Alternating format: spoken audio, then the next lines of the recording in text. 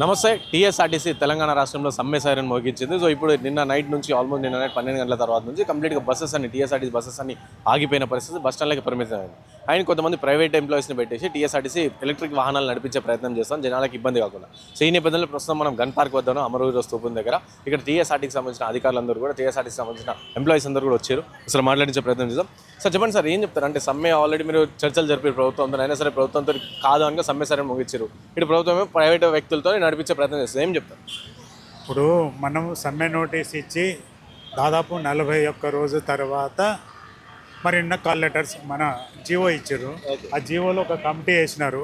ఆ కమిటీ ద్వారా మరి చేద్దాం. ఆ కమిటీ ఓన్లీ కాలయాపన కమిటీ, దాంట్లో ఏం లేదు. మరి అందరిని కూర్చోబెట్టుకొని మరి వాళ్ళకు ఒకటి మాటలు విన్నారు, ఏమేమి డిమాండ్స్ ఎట్లెట్టు ఉండండి. బేసికల్గా అందరూ వినటానికే 3.5 గంటలు పట్టింది. దాంట్లో 3 గంటల తర్వాత వాళ్ళు ఒక 10 నిమిషాలు మాట్లాడారు. ఆ 10 నిమిషాలు ఏం మాట్లాడారు, దాంట్లో మేము ఇవన్నీ ఒక 4 వారాలు గడివేయండి, ఈ సమస్యల పరిష్కారానికి మేము నివేదిక ఇస్తాం, నివేదిక అన్ని ఇస్తామని చెప్పి సపోర్ట్ అంటే వెళ్ళిపోయారు. మాకు ఈ 40-45 సంవత్సరాల అనుభవంలో ఇలాంటి చిత్తశుద్ధి లేకుండా వచ్చి ఏం మాట్లాడకుండా వెళ్ళిపోయిన కమిటీ అంటే ఇదే అనుకుంటున్నాను నా వ్యక్తిగతంగా. ఎందుకంటే సమస్యలు పరిష్కారం చేయాలంటే కమిటీ ముందు సాధ్యమైనవన్నీ అసాధ్యమైనవన్నీ చెప్పాలి. అవేమి చెప్పకుండా నేను నివేదిక ఇస్తా 4 వారాలంటే ఇదే మరి సమ్మె నోటీస్ ఇచ్చినప్పుడు దాదాపు ఒక 15 రోజుల ముందు 15 రోజుల ముందు మరి చెప్పాల్సిన బాధ్యత ఉండే. మరి లేబర్ కమిషన్ దగ్గర జనరల్గా మనం ఆర్బిట్రేషన్ జరుగుతుంది. ఆర్బిట్రేషన్లో మీరు ప్రభుత్వం నుంచి కానీ మరి ఆర్టీసీ అధికారుల నుంచి కానీ మరి ఎలాంటి మరి వాళ్ళని చర్చలకు తోలలేదు. మరి చర్చలు క్లోజ్ చేసుకున్నాం. ఏదే సమస్య మరి మాకు డెడ్ లైన్ పోతుంది కదా, మేము ఇచ్చే సమ్మె నోటీస్ వ్యాలిడిటీ పోతుంది కాబట్టి మరి మేము మరి సమస్యను క్లోజ్ చేసుకున్నాం అక్కడ చేసే. ఇప్పుడు ఏది ఉన్నా సమస్య పరిష్కారం కావాలంటే ప్రభుత్వం ఏదైతే హామీలు ఇచ్చిందో మన యూనియన్ విలీనం కానీ, యూనియన్ల పునరుద్ధరణ కానీ, మరి బస్సుల కొనుగోళ్లు కానీ, రకరకాల అంశాలు అవే అడుగుతున్నాం. మేము కొత్త ఏం అడుగుతలేం. ఇవాళ మరి పొద్దునే గౌరవ మంత్రి గారు ఒక ప్రెస్ నోట్ ఇచ్చాడు. ఆ ప్రెస్ నోట్లు ఏమంటున్నాడు, 29 అంశాలు ఇప్పుడే అయిపోతాయి, వెంటనే అయిపోతాయి. 3 అంశాలు మాత్రం నా 10 3 అంశాలలో 2 చెప్తున్నాడు. మళ్ళీ దాంట్లో అంశం గురించి ఎక్కడ మాట్లాడలేదు. ఇవాళ 29 అంశాలు విలీనం కాదు, అది మన ఎలక్ట్రిక్ బస్సుల గురించి అక్కడ మాట్లాడలేదు. ఇప్పుడు మేమనేది ఏంటి, సమస్య అంతా వచ్చింది ఏంటంటే నీ ఫస్ట్ విలీనము, నీ సమస్యలు, ఈ పిఆర్సీలు, మీరు ఇచ్చిన ఆ వాగ్దానాల గురించి అదొక పక్క. ఆర్టీసీలోకి వచ్చినటువంటి ఎలక్ట్రానిక్ బస్సెస్, ఈవీ బస్సులు ఏదైతే వచ్చినాయో దానివల్ల మీరు అక్కడ పాలసీ ఒకటి ఉన్నది, మీరు పాలసీ ఒకటి ఇక్కడ చేసి మహానగరంలో ఉన్నటువంటి 33-34 డిపోలను మరి ప్రైవేట్ వ్యక్తులకు హస్తగతం చేసి అప్పగించి మరి ఆర్టీసీ కార్మికులందరినీ కూడా పక్క జిల్లాలకు వెళ్ళిపోమంటే అది ఎంతవరకు సమంజసమో మీరే ఆలోచించాలి. ఇవాళ మరి ఈ జిల్లాల నుంచి ఇక్కడి నుంచి పోయిన ఉద్యోగులందరినీ కూడా వేరే జిల్లాలకు పోమంటున్నారు. ఇక్కడ దాదాపు 30 ఏళ్ళ నుంచి 35 ఏళ్ళ నుంచి ఇండ్లు కట్టుకొని నివసిస్తున్నారు. ఈ దశలో చివరి దశలో ఏ జిల్లాలకు పోతారు, ఏ జిల్లాలకు పోతే వాళ్ళ సీనియారిటీస్ ఏంది, వాళ్ళ ప్రమోషన్స్ ఏంది, ఇవన్నీ ఇతరత్రా ఉంటాయి. మరి ఇవాళ నువ్వు నిజంగానే చేయదలుచుకుంటే అది ప్రైవేటు వ్యక్తులకి మాకేం అభ్యంతరం లేదు. ప్రైవేటు వ్యక్తులకు ఇచ్చేటప్పుడు నువ్వు ప్రభుత్వ ఆస్తులు ఉన్నాయి, ప్రభుత్వ ఆస్తులలో పెట్టుకో. ఆర్టీసీ ఆస్తులు దాదాపు 80-90 సంవత్సరాల నుంచి మా పూర్వీకులు కానీ మేము కానీ కష్టపడి సంపాదించుకొని కట్టుకున్న ఆస్తులు అవి. నైజాం సర్కారు ఇచ్చిపోయినటువంటి ఆస్తులు. ఈ ఆస్తులంతా మీరు కొల్లగొట్టే ప్రయత్నం తప్ప ఈ ఉన్న కార్మికులు అయితే మన ఈవీ బస్సులు అంటున్నారు.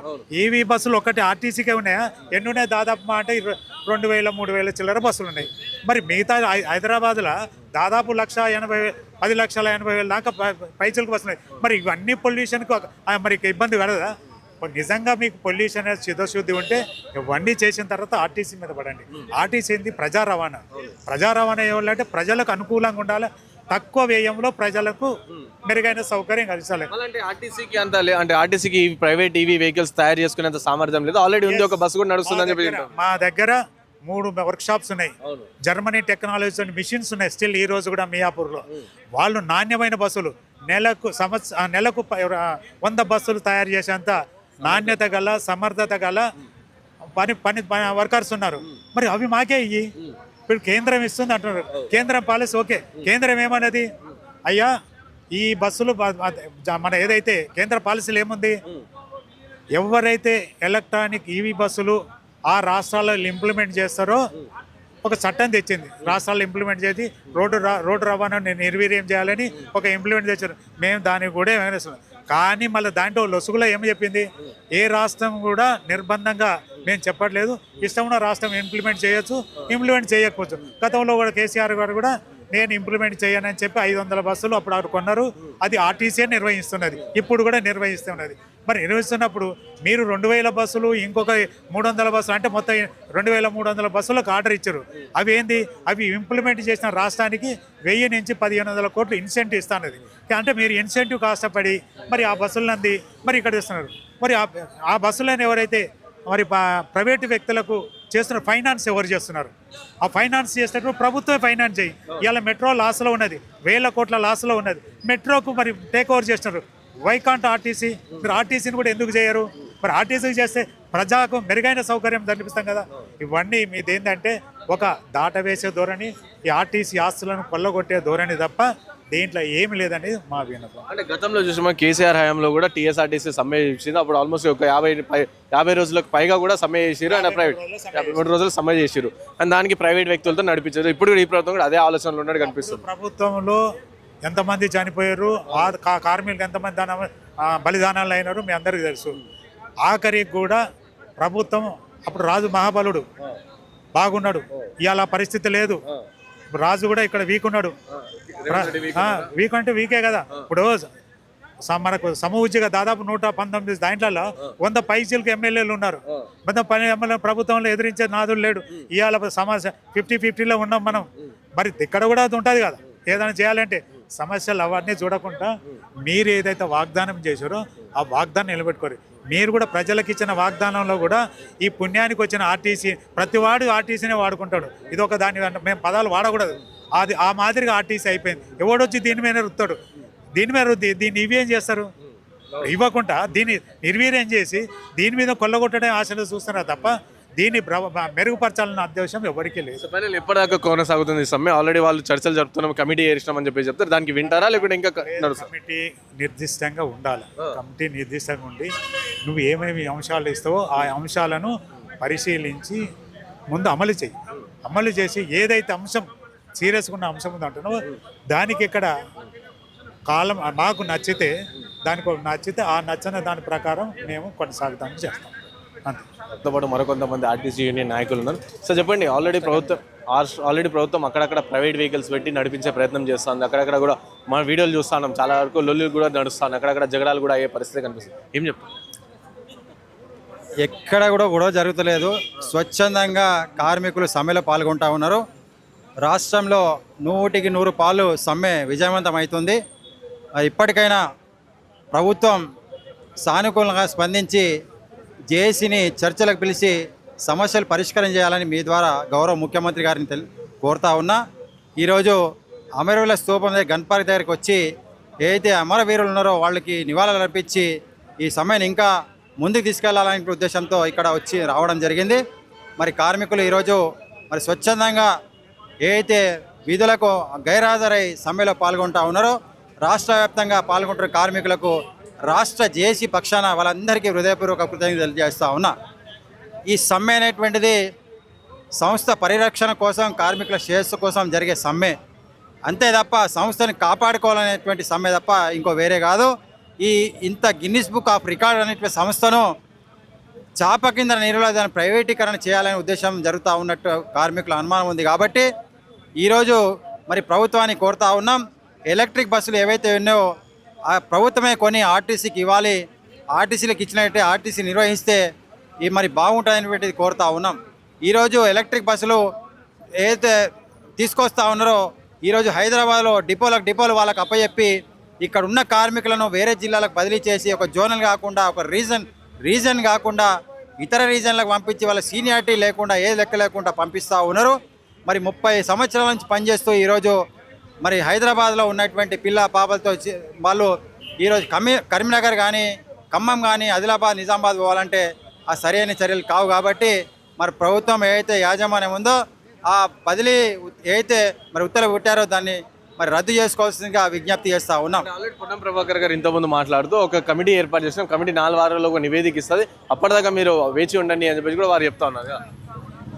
ప్రభుత్వం రావడానికి ఆర్టీసీ కార్మికులు ఏదైతే ప్రభుత్వం పెట్టిన మేనిఫెస్టోను ఆకర్షితులై 100% పాళ్ళు మరి ప్రభుత్వానికి సపోర్ట్ చేసిన మాట వాస్తవం. దాని తర్వాత కొత్త ప్రభుత్వం ఏర్పడిన తర్వాత కొంత సమయం ఇవ్వాలనేటువంటి ఉద్దేశంతో మరి ప్రభుత్వం సమయం ఇచ్చిన తర్వాత 2025లో మరి మే 7న సమ్మెకు పోతున్న తరుణంలో గౌరవ మంత్రివర్యులు మరి చర్చలకు పిలిపించి అయ్యా మీ సమస్యల పట్ల మేము సానుకూలంగా ఉన్నాం, ప్రభుత్వం సానుకూలంగా ఉంది కాబట్టి మీ సమస్యలు గౌరవ ముఖ్యమంత్రి గారి దగ్గరికి తీసుకెళ్ళి మరి పరిష్కరించే దిశలో మేము చర్యలు తీసుకుంటామని చెప్పారు. మరి ఇప్పుడు ఇండియా పాకిస్తాన్ యుద్ధం జరుగుతూ ఉన్నది. ఆ తరుణంలో మన సమ్మెలకు వెళ్ళడం కరెక్ట్ కాదు కాబట్టి సమ్మెలో మీరు ఎక్స్టెన్షన్ చేసుకోండి తర్వాత అని చెప్తే మేము వారి మాటని గౌరవించి మే 7న జరగాల్సిన సమ్మెను మరి పొడిగించుకోవడం జరిగింది, పోస్ట్పోన్ చేసుకోవడం జరిగింది. మరి దాని తర్వాత 8 మాసాలు నిరీక్షించి మరి సమస్యల పరిష్కారం కాని ఎడల మరి 13 మార్చి 2026న సమ్మె నోటీస్ ఇవ్వడం జరిగింది. దాంతో 32 డిమాండ్లతో సమ్మె నోటీస్ ఇస్తే మరి 40 రోజులు అయినప్పటికి కూడా మరి కాలయాపన చేసి మరి అక్కడ లేబర్ కమిషనర్ దగ్గర కానీ యాజమాన్యం కానీ మరి రాకుండా మరి 40 రోజుల తర్వాత ఒక కమిటీ వేసి మరి ఈరోజు మేము పరిష్కరిస్తామంటే మరి ఆ పరిష్కరిస్తామంటే మేము చర్చలకు పిలిస్తే పోవడం జరిగింది. అక్కడ సుదీర్ఘంగా 4 గంటల పాటు చర్చించినప్పటికి కూడా ఒక్క సమస్యను కూడా పరిష్కరించే దిశలో అక్కడ కమిటీ లేదు కాబట్టి గత్యంతరం లేక తప్పని పరిస్థితిలో మరి కార్మికులు సమ్మెకి పోవాల్సిన పరిస్థితి ఏర్పడ్డది. సార్ మీరు చెప్పండి సార్, ఈ సమ్మె సకల జనుల సమ్మె లాగా ఉంటుంది, ఒకవేళ ప్రభుత్వం ఆ డిమాండ్లు చేయకపోతే సకల జనుల సమ్మె ఏ విధంగా జరుగుతుంది అదే విధంగా చేస్తామని చెప్పేసి ఆర్టీసీ కార్మికులందరూ కూడా చెప్తాను పరిస్థితి. సో ఏమంటారు మీరు? అలాగే చెప్తారా? సకల జన సమ్మె అనే దాన్ని నిరూపితమవుతుంది ఈ సమ్మె ద్వారా. ఎందుకంటే ఇవాళ ఆర్టీసీ జేఏసీగా పెట్టే డిమాండ్స్ ఏవైతున్నాయో ఈ డిమాండ్స్ అన్నీ ఆల్రెడీ జనంలోకి వెళ్ళిపోయినాయి. నేను నిన్న ఒక బయట చూస్తాను, మీ మీడియా వాళ్ళు ఒక లేడీ ప్యాసింజర్ని అడిగారు, అమ్మాయి ఆర్టీసీ సమ్మె గురించి మీరు ఏమనుకుంటున్నారు, ఈ ఆర్టీసీ వాళ్ళు సమ్మె చేస్తారు కదా అంటే ఆ అమ్మాయి ఒకటే చెప్పింది, ఆర్టీసీ ఈ గవర్నమెంట్ని మేము లేడీస్కి ఉచిత బస్ టికెట్ అయితే ఇవ్వమని చెప్పలేదు, మరి ఉచిత బస్ టికెట్ ఇచ్చినప్పుడు ఫ్రీ టికెట్ ఇచ్చినప్పుడు రియంబర్ చేయాలి కదా గవర్నమెంట్, మరి చేతగాని గవర్నమెంట్ అట్లా ఎందుకు చేసింది, ఈ ఆర్టీసీ వాళ్ళు చేసే సమ్మె ఇది సరైన సమ్మెనే అని ఒక ఉమెన్ ప్యాసింజర్ ఒక స్టేట్మెంట్ ఇచ్చింది. అదే మనకు నిదర్శనం. అంటే ఈ సమ్మెను జనం ఆమోదించారు, ఈ సమ్మెను ఇవాళ ఆర్టీసీ నిర్వీర్యమైపోతూ ఉన్నది, ఆర్టీసీ కనుమరుగైపోతూ ఉన్నది అనే ఉద్దేశంతో మనం సమ్మెలోకి పోతున్నాం. కాబట్టి ఆర్టీసీ బతుకుంటే, ఆర్టీసీ మనుగోడులో ఉంటే ప్రభుత్వ ఉద్యోగాలు వస్తాయి. ఇవాళ సిటీలో ఓన్లీ జిహెచ్జెడ్లోనే 2600 ఎలక్ట్రిక్ బస్సులు వస్తూ ఉన్నాయి. 2600 ఎలక్ట్రిక్ బస్సులు వస్తే ఇవాళ ఒక బస్కి 2.6 నామ్స్. 2600 బస్సులు వస్తే దాదాపు 5 నుంచి 6 వేల మందికి ఉద్యోగాలు వస్తాయి. ఇక్కడ 5-6 వేల మంది ప్రభుత్వ ఉద్యోగాలు కోల్పోతున్నారు సిటీలో. అట్లాగే ఒక డిపోకు 100 మంది మెకానిక్లు వస్తారు ఆర్టీసీ కొంటే. సిటీలో దాదాపు 28 డిపోలు ఉన్నాయి, 29 డిపోలు. అంటే ఒక 3,000 మంది మెకానికులు, 5-6 వేల మంది డ్రైవర్లు, హెల్పర్లు ప్రత్యక్షంగా కనిపిస్తూ ఉన్నారు ఇక్కడ. ఈ సమ్మె విజయవంతమై ఈ సమ్మె సక్సెస్ చేసి ప్రజలు సక్సెస్ చేస్తే ఈ హైదరాబాద్ సిటీకి ఒక 1000 ఉద్యోగాలు, దాదాపు ఒక 10,000 ఉద్యోగాలు తెచ్చిన వాళ్ళు అవుతారు. దాంతోపాటు ఇవాళ ఉద్యోగాలు లేకుండా అంత రోడ్ల మీద తిరుగుతున్నారు పిల్లలందరూ. ఇవాళ సర్వీస్ కమిషన్ ఎక్కడ కూడా ఉద్యోగాలు నింపిన పాపాన పోలేదు. చాలామంది నిరుద్యోగులు ఇవాళ ఎదురు చూస్తూ ఉన్నారు నోటిఫికేషన్స్ పడతాయేమని. ఒకవేళ ఆర్టీసీ ఈ ఎలక్ట్రిక్ బస్సులని కొని దాని తర్వాత మెకానిక్లని అవుట్సోర్స్ వీళ్ళందరినీ కనుక రిక్రూట్ చేస్తే ఇవాళ ఉన్న ఈ హైదరాబాద్లో ఉన్న నిరుద్యోగ యువతకు అందరికి దాదాపుగా 10,000 ఉద్యోగాలు వస్తాయి. కాబట్టి ఈ ఉద్యోగాలు ఎవరివి? ఈ ఆర్టీసీలో చేసే వాళ్ళంతా ఈ వెనుకబడిన జాతులే, బీసీలు, ఎస్సీలు, ఎస్టీలు, డబ్బులు ఉన్న వాళ్ళంతా వ్యాపారాలు చేస్తున్నారు. ఇంకా పెద్దవాళ్ళంతా పెద్ద పెద్ద సివిల్ సర్వీసెస్ కట్టుకుపోతూ ఉన్నారు. ఎంత మిడిల్ క్లాస్లో బిలో పవర్టీ వాళ్ళంతా ఈ ఆర్టీసీ కోసం ఎదురుస్తారు. కాబట్టి వాళ్ళందరూ కూడా ఈ సమ్మెలో పాల్గొంటే ఆర్టీసీ బలోపేతం అయితే మాకు ఉద్యోగాలు వస్తాయనే ఒక భరోసాతో ఉన్నారు. కాబట్టి వాళ్ళందరూ మమేకమవుతారు. అందుకే మేము చెప్తా ఉన్నాం ఇది మరో సకల జన సమ్మె అవుతుంది. ఇవాళ తీన్మార్ మల్లన్న ఆయన ఒక ఎమ్మెల్సీ, కాంగ్రెస్ ఎమ్మెల్సీ మద్దతు ఇచ్చిండు, మందకృష్ణ మాదిగ మద్దతు ఇచ్చిండు, ఆర్ కృష్ణయ్య మద్దతు ఇచ్చిండు, సిపిఐ పార్టీ మద్దతు ఇచ్చింది, మిగతా బడుగు బలహీన వర్గాలకు సంబంధించి అందరూ ముస్లిం మైనార్టీ వెల్ఫేర్ వాళ్ళు మద్దతు ఇచ్చారు. వీళ్ళందరూ కాబట్టి సకల జనుల సమ్మెలో ఎన్ని వర్గాలు అయితే మాకు మద్దతు ఇచ్చినా ఇవాళ ఆర్టీసీ సమ్మెను కూడా అన్ని వర్గాలు మద్దతు ఇస్తున్నాయి. ఎందుకు మద్దతు ఇస్తున్నాయి అంటే ఈ ఆర్టీసీ వాళ్ళు చేసి ఇవాళ పెట్టిన డిమాండ్లన్నీ ఒకటే, మీరు మేనిఫెస్టోలో చెప్పినాయి. ఇవాళ మీకు ఈ మీడియా ముఖంగా అడుగుతా ఉన్నాం. ఇదే అసెంబ్లీలో ముఖ్యమంత్రి గారు మన మూసీ రివర్ ప్రాజెక్ట్ గురించి మాట్లాడేటప్పుడు డిమాలిషన్ చేస్తుంటే ఇక టీఆర్ఎస్ వాళ్ళు పోయి అడ్డుపడ్డారు, అక్కడ బీజేపీ వాళ్ళు పోయి అక్కడ పడుకున్నారు. కిషన్ రెడ్డి పడుకున్నప్పుడు ఆయన అప్పటి బయటలు తీసిండు బయటికి. కేసీఆర్ ఈ మూసి ప్రక్షాళన గురించి ఏం చెప్పిండు, నిర్మానుషంగా ఇది నిర్దాక్షిణంగా కొట్టామని చెప్పిండు కాబట్టి ఆ బయటని తీసిండు. అట్లాగే మీరు హైడ్రాన్ తీసుకుంటే ఈ చెరువులలో ఎఫ్టీఎల్ జోన్లలో ఉన్న ఏమిటిని కూడా కేటీఆర్ మాట్లాడిన బయటకు తీసిండు. ఇవన్నీ కొట్టాల్సిందే, ఇవన్నీ దీన్ని చెరువులని పూడిక తీయాల్సిందే, చెర్లలో ఉన్నని తొలగించాలని చెప్పారు. ఆ బయటలు తీసి ఇవాళ మేము మీ మోడల్కే వచ్చి మీకు చెప్తా ఉన్నాం. ఒక్కసారి ఈ కాంగ్రెస్ పార్టీ ఎన్నికల మేనిఫెస్టోలో ప్రచార సమయంలో మీరు పెట్టిన బయటలు, మీరు మాట్లాడిన బయటలు మీరే చూసుకోండి. మీకు నిజం అనిపిస్తే వీటిని సాల్వ్ చేయండి. లేదు నేను మాట్లాడలేదని మీరు అనుకుంటే దీని దగ్గర రాకుండా మీ ముఖంగా తెలియజేస్తాం. ఇంకో ఇప్పుడు ఎలక్ట్రిక్ బస్సెస్ ప్రధానంగా ఆర్టీసీ ఉద్యోగులకందరూ కూడా ఒక ప్రాబ్లంగా మారిందని చెప్తాను. అంటే ప్రైవేట్ వాళ్ళకి ఇవ్వడం ఏంది, డిపోలని కూడా వాళ్ళకి దానదత్తం చేసే ప్రయత్నం జరుగుతుంది ప్రభుత్వంలో అని చెప్తారు. అంటే ఆర్టీసీ కూడా అంత సామర్థ్యం ఉంది అని చెప్పేసి కూడా నేను విన్నా. అంటే ఉందా వాస్తవంగా ఆర్టీసీకి ఎలక్ట్రిక్ బస్సెస్ సొంతంగా తయారు చేసుకునేంత సామర్థ్యం ఉందా? ఎలక్ట్రిక్ బస్సెస్ ఆర్టీసీ కొనుగోలు చేసి తయారు చేయదు. ఇప్పుడు కూడా ప్రైవేట్ వాళ్ళు కూడా బస్సులు కొనుక్కొస్తున్నారు. ఇక్కడ మెయింటెనెన్స్ ఉంటుంది. ఆర్టీసీకి ఎలక్ట్రిక్ బస్సులు మెయింటైన్ చేసే సామర్థ్యం ఉన్నది. అసలు టీజీఎస్ఆర్టీసీ అనేది ప్రపంచంలోనే పెద్ద ఆర్టీసీ. ఇది గిన్నిస్ బుక్ ఆఫ్ వరల్డ్ రికార్డ్స్లో ఎన్నోసార్లు వచ్చింది, ఎన్నో నేషనల్ అవార్డ్స్ వచ్చినాయి దీనికి. మరి ఇట్లాంటి ఆర్టీసీని తీసుకొచ్చి వాళ్ళ మన దగ్గర మియాపూర్లో ఒక బస్ బాడీ వర్క్షాప్ ఉంటుంది. ఈ బస్ బాడీ వర్క్షాప్ నుంచి ఆల్ ఓవర్ ఇండియాకు బస్సులు పైన ఇక్కడ మ్యానుఫ్యాక్చర్ చేసిన బస్సుల్ని ఇండియాలో ఉన్న అన్ని ఆర్టీసీలు కొనుగోలు చేసినాయి. ఇవాళ రెట్రో స్కీమ్ అంటారు. ఇవాళ ఉన్న డీజిల్ బస్సులన్నీ ఎలక్ట్రికల్ బస్సులుగా మన ఆర్టీసీ సిబ్బంది మార్చారు. ఇంతకంటే టెక్నీషియన్స్ ఇంకేం కావాలి? దాంతోపాటుగా ఇవాళ ఈవీ బస్సులు వస్తే ఆ ప్రైవేట్ వాళ్ళు వస్తూ ఉన్నారు. ఆ ప్రైవేట్ వాళ్ళు వస్తే సెంట్రల్ గవర్నమెంట్ పాలసీ అని చెప్తా ఉన్నారు వీళ్ళు. సెంట్రల్ గవర్నమెంట్ పాలసీ కింద ఒక్క బస్సుకు 30 నుంచి 40 లక్షల రాయితీలు ఇస్తూ ఉన్నారు. 2600 బస్సులు ప్రైవేట్ వాడు కొంటే ఎన్ని కోట్ల రాయితీలు వస్తాయి వాళ్ళకి? అన్ని కోట్ల రాయితీలు ఆర్టీసీకి ఉంటే ఈ కార్మికులకు కానీ, ఈ హైదరాబాద్ ప్రజలకు కానీ, ఈ తెలంగాణ ప్రజలకు కానీ మనం ఎన్ని రాయితీలు ఇవ్వచ్చు? ఒక్క మనిషికి 30 లక్షలు ఇస్తే 30 లక్షలు 40 లక్షలు అనేది ఎన్ని లక్షల మందికి పోతాయి అవి? ఈ రకంగా ఆలోచించుకుంటూ పోతే మనకు ఆర్టీసీని ఈవీ బస్సుల మూలంగా ఇటు ప్రజల్ని నట్టేట మూస్తూ ఉన్నది, ప్రజల మీద భారం పడుతూ ఉన్నది, ఆర్టీసీ మణగలేకపోతూ ఉన్నది. ఈవీ బస్సులు తీసుకొస్తే ఆయన తీసుకొచ్చేది రాయితీ బస్సులు తీసుకొస్తాడు. ఆయన పెట్టుకోవడానికి పార్కింగ్ ప్లేస్ లేదు, పార్కింగ్ లేదు, తర్వాత కరెంట్ ప్రాబ్లం లేదు.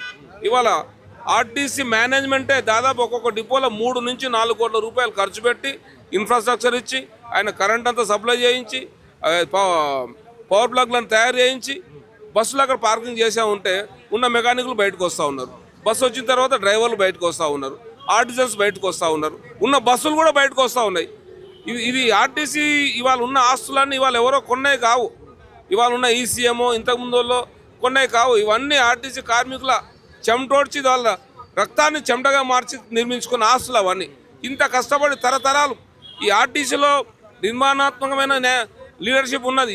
ఎప్పుడు కూడా ముందు తరం కోసం ఇవాళ మాకు కూడా ఎందుకు అడ్డుకుంటున్నాం? మాకు జీతాలు వస్తలేవా? మాకు జీతాలు వస్తాయి. ఇది ముందు తరం కోసం బతకాలి ఆర్టీసీ.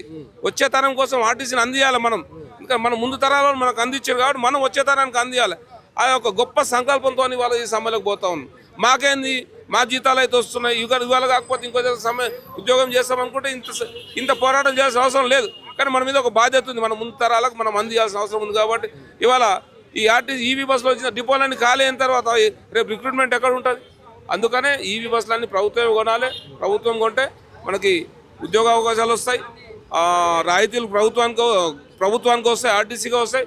దాని మూలంగా ఖర్చులు తగ్గుతాయి. రాయితీలని డబ్బులు గల్లబెట్టిన డబ్బులు ఉంటే రేపు కిరాయిలు బస్ ఫేర్స్ అంత పెంచాల్సిన అవసరం ఉండదు. ఇప్పుడు స్టూడెంట్స్కి వీళ్ళందరికీ రాయితీలు ఇంకా ఎక్కువ ఇవ్వచ్చు.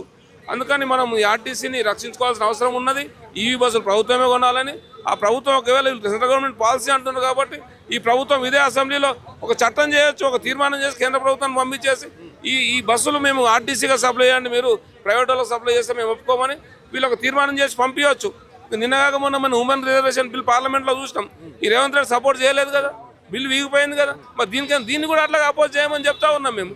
ఇదిలా మీకేదో నిగూఢంగా మీరు స్వార్థం పెట్టుకొని ఈ ప్రభుత్వము బడా పారిశ్రామికవేత్తలతో లాబింగ్ చేసుకొని మీ షేరింగ్ కోసం ఇది చేస్తున్నారు కాబట్టి, కానీ ఇంకా వేరే కాదని తెలియజేస్తాం. సో విన్నారు కదా, ఏదేమైనా సరే ఇది టీఎస్ఆర్టీసీ సమ్మె సకల జనుల సమ్మె లాగా పోతుంది. ఇదంతా మేము కేవలం మా స్వార్థం కోసం మా కోసం కాదు మేము ప్రొటెస్ట్ చేసేది. సో ఇదంతా కూడా ఆర్టీసీని ముందు తరాల కోసం కాపాడాలని చెప్పేసి చేస్తున్నాం. అండ్ అలాగే మీరు ఆల్రెడీ వీడియోలో విని ఉండొచ్చు. సో ఈ విధంగా అయితే అంటే ఈ ఆర్టీసీ సమ్మె వల్ల ఏ విధంగా అయితే ప్రభుత్వ ఉద్యోగాలు ఎంతమంది యువతకి సుమారుగా 10,000 ఉద్యోగాలు అంటే వీళ్ళు పెట్టిన డిమాండ్స్ ఏదైతే ప్రభుత్వం యాక్సెప్ట్ చేస్తుందో దానివల్ల సుమారుగా 10,000 మంది విద్యార్థులు లాభపడతారు, 10,000 గవర్నమెంట్ ఉద్యోగాలు వస్తాయని చెప్పేసి చెప్తున్నారు. ఇంకా ప్రధానంగా ఇక్కడ ఆర్టీసీ కొంచెం సమస్య ఏంటంటే ఇటు private buses electric EV vehicles అయితే ఆ కేంద్రం పాలసీ అని చెప్పేసి ఆ గవర్నమెంట్ చెప్తాను అది తీసుకోసం. దానివల్ల కంప్లీట్ డిపోస్ అన్ని కూడా ప్రైవేట్ వాళ్ళకి ఇస్తున్నారు, దానదత్తం చేస్తాను. సో దానికి మేము వ్యతిరేకిస్తాం. అదేదో ఆర్టీసీ కొనుక్కొని ఆర్టీసీ వాళ్ళకి ఇస్తే మేము నడుపుతాం కదా. అండ్ అలాగే ఇటు మియాపూర్లో ఏదైతే అక్కడ జర్మన్ కంపెనీకి సంబంధించిన టెక్నీషియన్స్ టెక్నాలజీ ఇక్కడ ఉంది, జర్మన్ టెక్నాలజీ మన దగ్గర ఉంది. సో కాబట్టి హ్యాపీగా మంచిగా మెయింటైన్ చేస్తారు వీళ్ళు అని చెప్పేసి కూడా వీళ్ళు చెప్తాను. మంచిగా మెయింటైన్ మేమే చేసుకుంటాం కదా అని చెప్పేసి కూడా టీఎస్ఆర్టీసీకి సంబంధించిన అధికారులందరూ కూడా వీళ్ళు చెప్తాను పరిస్థితి. చూద్దాం ఏం చేసి సమ్మె సరే మోగించారు. ఇది సమ్మె ఒకవేళ ఆగిపోతుందా లేకుంటే ఇంకా కంటిన్యూ అవుతుందా వేచి చూడాల్సిన అవసరం.